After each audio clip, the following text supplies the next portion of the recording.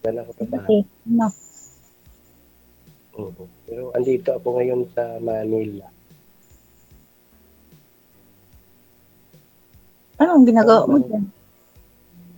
may hinihintay lang po ako. Bakit saan pala yung ano niyo? Yung lugar niyo talaga? Actually, taga-ako taga Bukidnon. Saan? Bukidnon. Pakilapit nga ho ng mic mo, sir, para lumakas-lakas ang busis mo. Medyo mahina na rin pandinig ko eh. Okay. Okay. Bukidnon daw po siya, ma'am. Ikaw nasa Palawan. Bukid ng Palawan.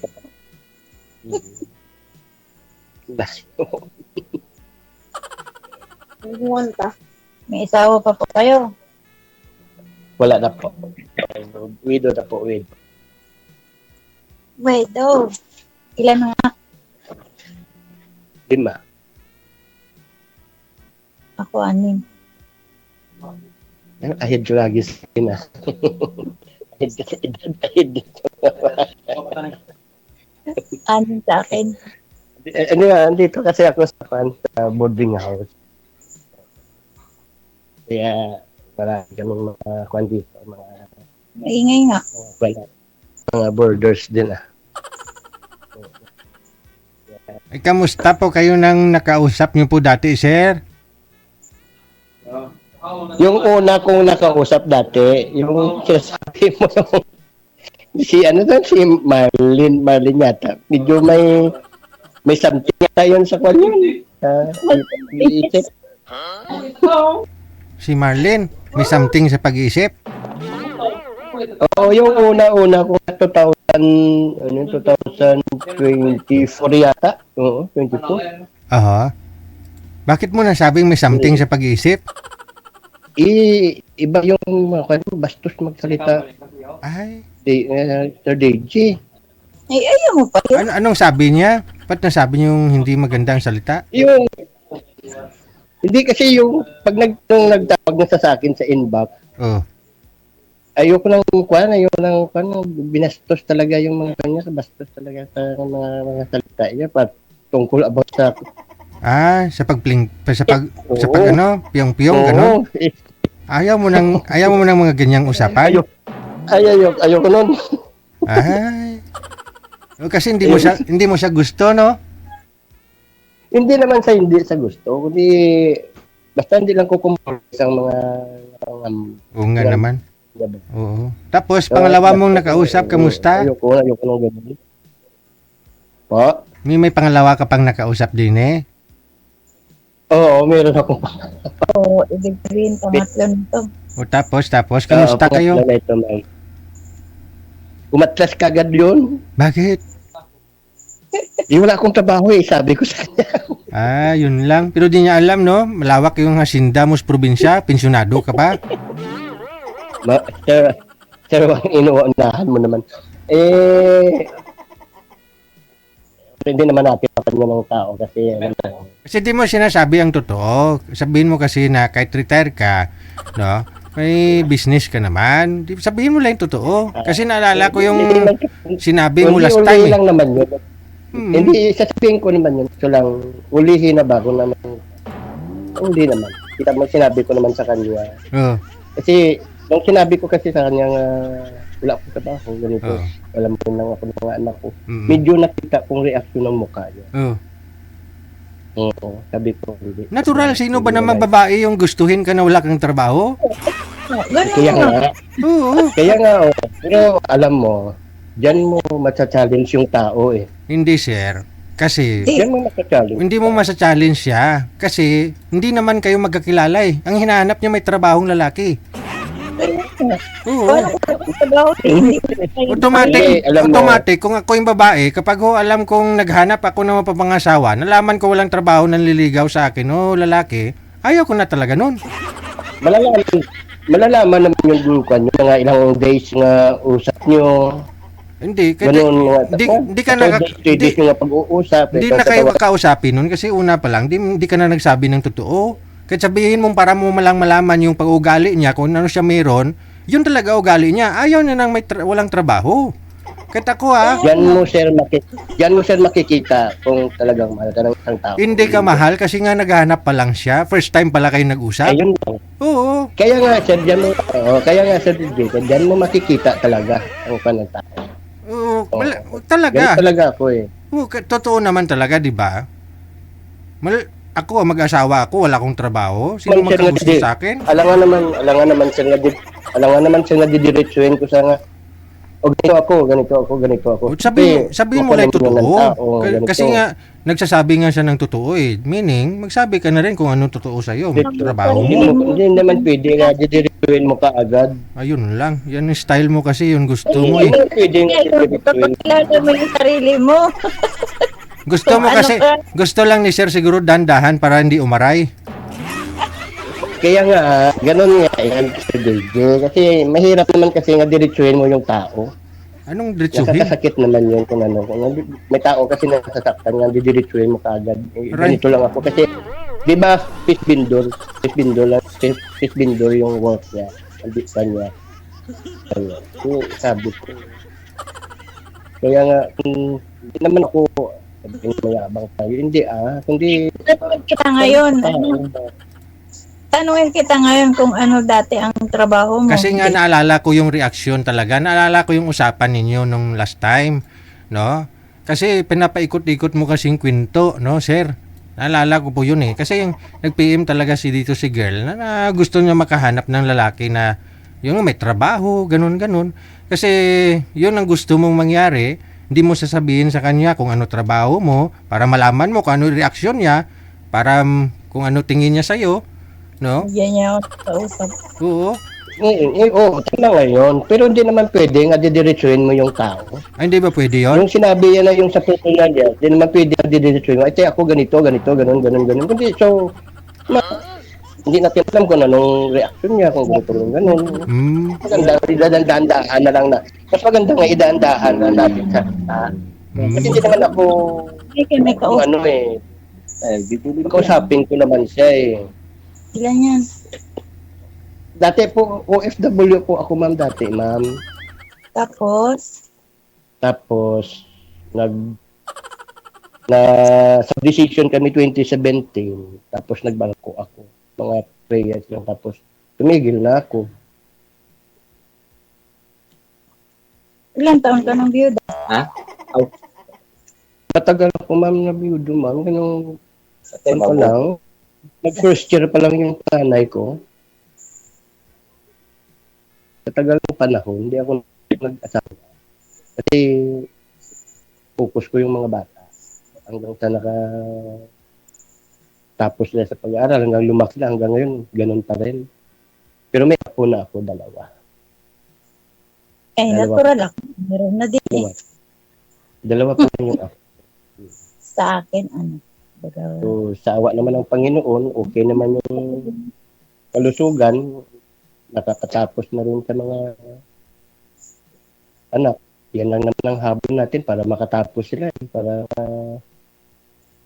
maplastar man sila sa pag-aaral nila. Balang araw kung magkakapamilya sila, siyempre hindi sila mahihirapan maghanap ng trabaho nila. Kasi ganun ba? ganun talaga. Hindi talaga ako nag-asawa. Hindi ako nag-asawa. Pero yun, meron ako last nito, pero hiniwalayan ako. Paano hindi ka nag-asawa?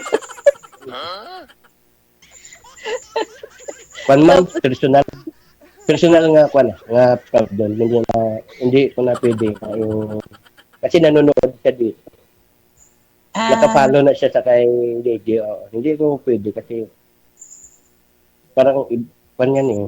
Simple, maraming makakarinig, baka sabihin masama ka. Ako pangka akong salita, yung totoo lang talaga. Hindi ako gumagawa ng Hindi, wala ka namang kininto sa kanya, sir eh. Wala ka namang kininto tungkol sa kanya. Kaya hindi namin masabi kung nagsasabi ka ng totoo.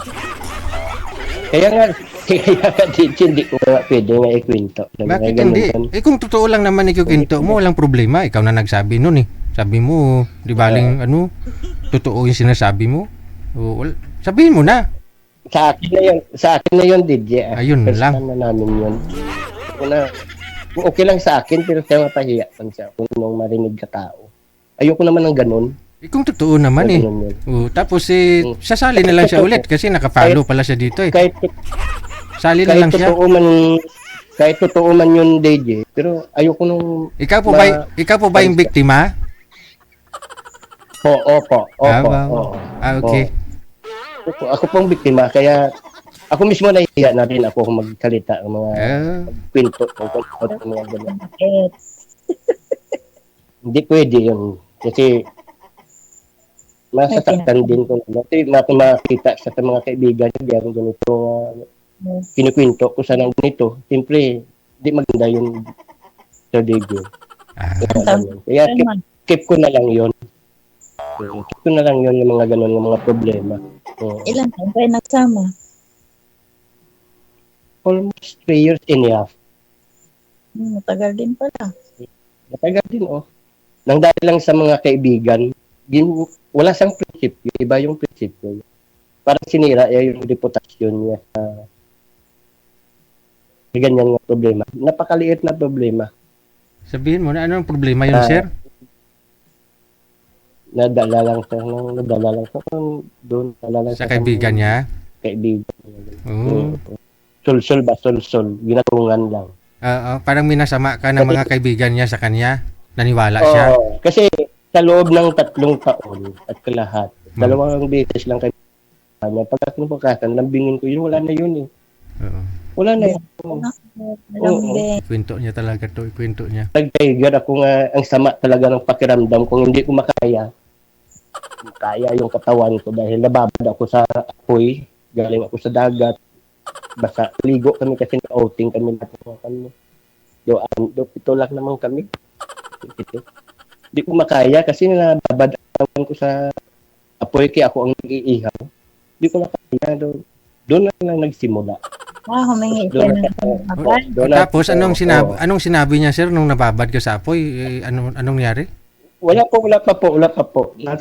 Naligo na. Pagkatapos namin lunch, nagkagad ako. Madali akong maligo kasi papahinga ako. Tapos pag akyat ko sa taas, ligo ko, nakatulog ako. So nakatulog ako, mga alas 4 na yata ako nakagising. Tapos pumunta sila sa dagat. So mga alas 4 nang bumaba na ako, kaya magkape ako. So ganun pa rin, parang nanginginig yung mga katawan. Nakaupo ako sa baba, tapos bigla lang yung driver sa likod ko, nagkape din. So pag siya nakakape, pumunta siya sa dagat. Tinanong lang siya ni girl na saan ako. Sabi niya, doon nagkakape. Umahon siya at pinuntahan ako. Nga ikaw ha? Yun lang yun. Ikaw ha? Wala ka nang kuwan na. Ganun ba? Ganun.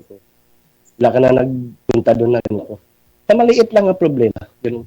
Doon na nagsimula. Medyo na nag-gap kunti ang problema. Hanggang sa gabi. Tapos, yung pag gabi na, so, kinaya ko lang para na masaya lang para sa mga kasamahan. Nag-video pa kami sa gilid mo, tapos nag-shot. Pagdating sa taas, pagdating sa taas, sabi ko hindi maganda nito ako. Try ko maglaro. Ako ng pre-game sa Tong-et. So, andyan na sa tabi ko. Pero malayo na siya, nag-gap na siya. Sabi, ba't nag-gap na siya? Nasa talit pa rin na yun. Nag-gap na sa akin, hindi na sa... Nakatulog na ako. Tapos laro. Hindi nga natapos, nakatulog ako. Umaga, pauwi na kami pagkalinggo, umuwi na kami. Pagkalinggo, umaga, naligo. Kung kayo sabi ko, uwi na kami. Naligo. Tapos siya din naligo. Humiga ako, kaya hindi ko talaga makaya ang katawan ko. Nanginginig ang mga kalaman-lamanan ng katawan. Iniga ko. Sige. So, parang nilibang kong sili ko sa paglaro ng Tong-et na pre-game. So, mga kwan na imagine mo, hindi man lang siya nagsabi sa akin na binuhat niya ang malita na ng dalawa pababa. Isip ko kung nalaglag siya, maliit pa naman siya na babae. Kung nalaglag siya sa hagdanan, sino ang kukonsiyahin? si B ako, no? Ako, parang nakuha ako na, parang tumaan ang dugo ko. Bakit hindi mo lang siya nagsabi nga sa akin nga, Ding, ibaba na natin yung mga gamit natin. Kaya, tapos natin mag-lunch, alis na tayo. Wala eh. Binuhati lang pababa. Mataas yung ang hagdanan, naka 75 degrees pa yung ang hagdanan. Once nga, kung napilipit yung mga paaya, siyempre laglag siya. Hindi ko lang simintado pa naman. Laking malitang dala niya. So, doon ako nagkuhan. Sabi ko, ba't ganun? Bumaba. Doon pa lang sa taas, nag-argue na ako. Doon sa taas na ganito. Nagmumurad ako. Inaakmaan ko siya. So, sa sobra kong ka-tiger, na-hysterical na ako. Nagmumura ako, pero hindi ako humaharap sa kanila. Ang pagmumura ko, sa sobra kong galit, nagtaas ang presyon ng dugo. Pag nagsalita ako ng mura, nakatalikod ako, sa kalsada ako nakaharap, hindi sa kanila. Ang sabi ko, utang ina itong sitwasyon na ito. Ano ba na sitwasyon nito? Yung sabi ko po, wala po, hindi ko nakaharap sa kanila. Sa kalsada ako nakaharap. Hindi ako nagsisigaw nga po, nagmumura ako. Hindi ako nagsisigaw. Kaya gano'n ang sitwasyon. Yun ang inumpisahan. Yun lang sa bisis one time. So, ngayon, sabi ko, sige mag-commute na lang ako. Mag-commute na lang kayo, una lang kayo. So, hinanapan kaagad ako ng friend namin. Kumari ko pa yun, ang anak ko yun, ang inanak ko na kasal. So, hindi ko matanggap. Ang hindi ko lang matanggap, ganun nga sitwasyon ba? Bakit hindi mo lang sila makapagbigay ng advice? Ganun nga, wag. Doon na lang kayo sa bahay, mag-usap, ganito. Ginatungan pa nila. Ginatungan pa nila nga ginatungan. Doon na nagsimula. Ayun. Doon na nagsimula.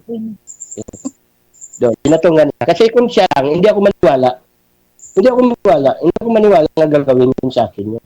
Nga, sabihin niya, wala na tayo. Hindi ako maniwala. Galing sa ibang tao yung salita niya, hindi sa kanya. Kasi,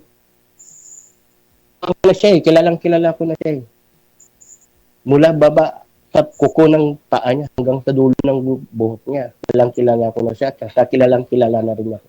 Kaya ngayon, sa kasabihan, hindi mo makilala yung isang tao kung hindi kayo magkasama sa ito. Hindi ba, ma'am? No. Kaya nga ganun. Kilala. Sabi ko, ang kaibigan lang, bakit pinaririatize mo sila kumpara sila sa natin? Tagal natin nga nagsasama, bakit ikaw mismo ang nagbatak? Ikaw mismo ang nagkuhan? Ang nag-sumira. Mahal na mahal ko yun. Iniyakan ko yun. Umaharap ako sa mga anak yan, umiiyak ako. Humihingi ako ng tulong para makabalik ako. Makauwi ako. Hindi ako pa uwi. Umiiyak ako. Sa mga anak niya. Tapos, nag-tiger ang utak ko kasi doon na sobra ko ng stress. Imagine mo, Sir David, 94 kilos ako. Grabe ang pagbaba ng katawan ko. Tumigay. Nasa 80 na lang ako ngayon.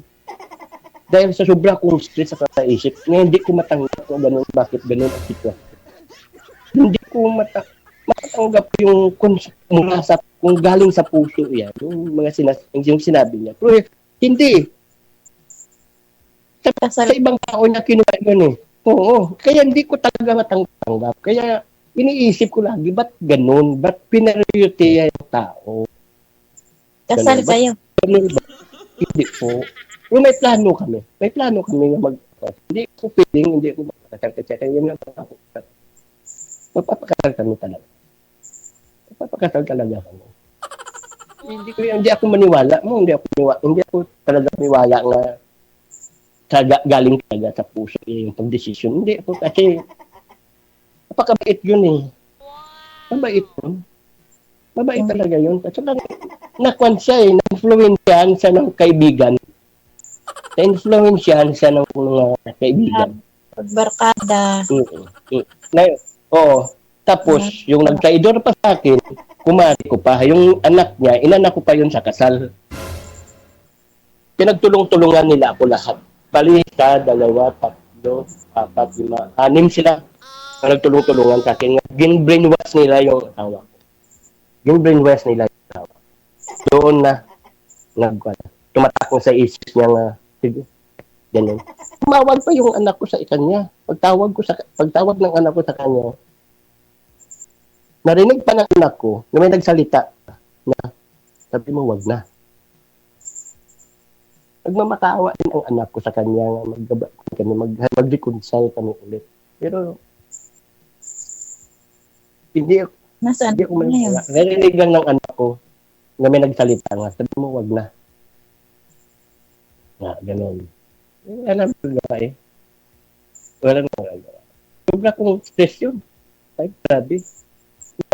Wala pang 2 buwan na. Bago pa lang, ma'am. Wala pang 2 buwan yun.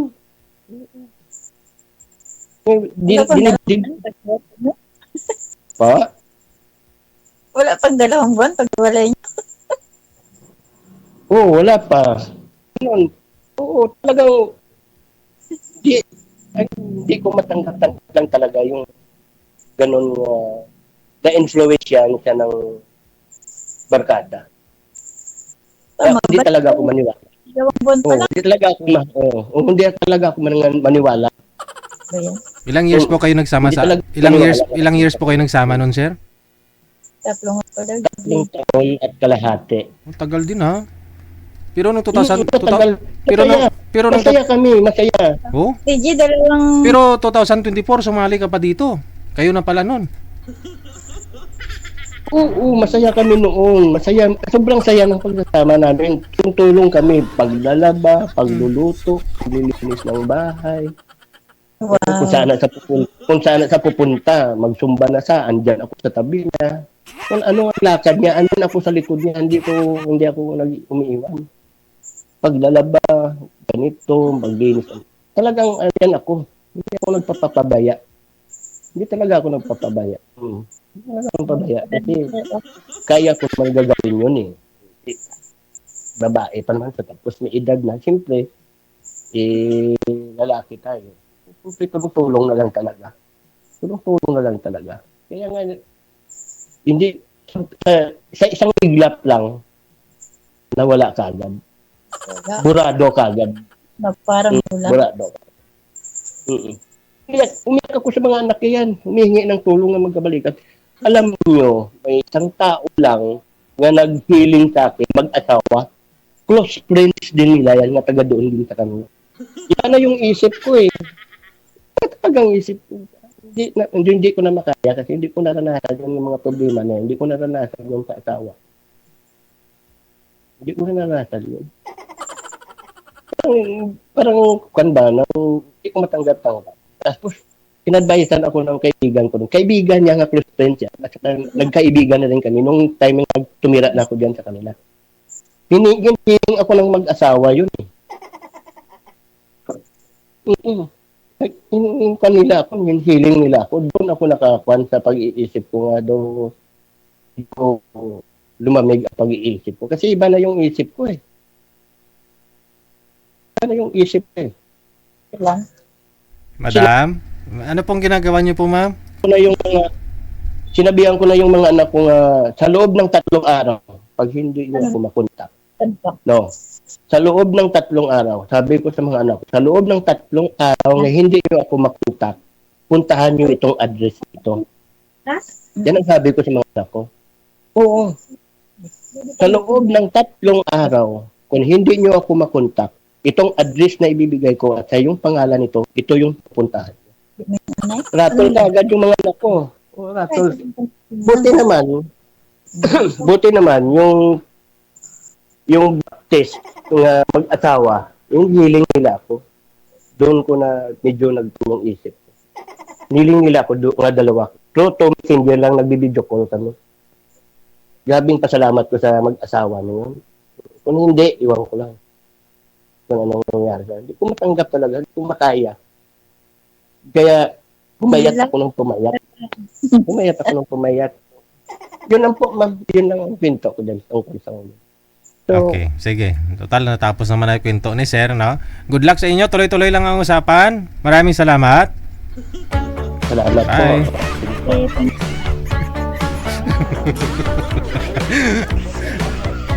Sabi ko sa inyo, ikikwento niya eh. Oo. Oo. 3 years and 6 months silang dalawa. 2026 pa lang ngayon, no? Pero sumali ho siya ng year 2024. Meaning, sila na pala ng babae na yon. Pero sinabi niya, okay yung pagsasama nilang dalawa. Bakit naman humantong na okay naman usap kayong dalawa, sir, pero year 2024 sumali ka, no? Unang sali niya. Yun nga po yung sinabi niya kanina na yung una niya hong nakausap dito year 2024 na parang may sira daw yung ulo ng nakausap niya.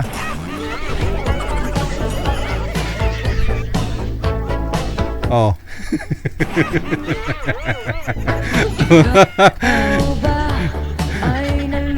Hindi daw niya ikikwento. Tikman.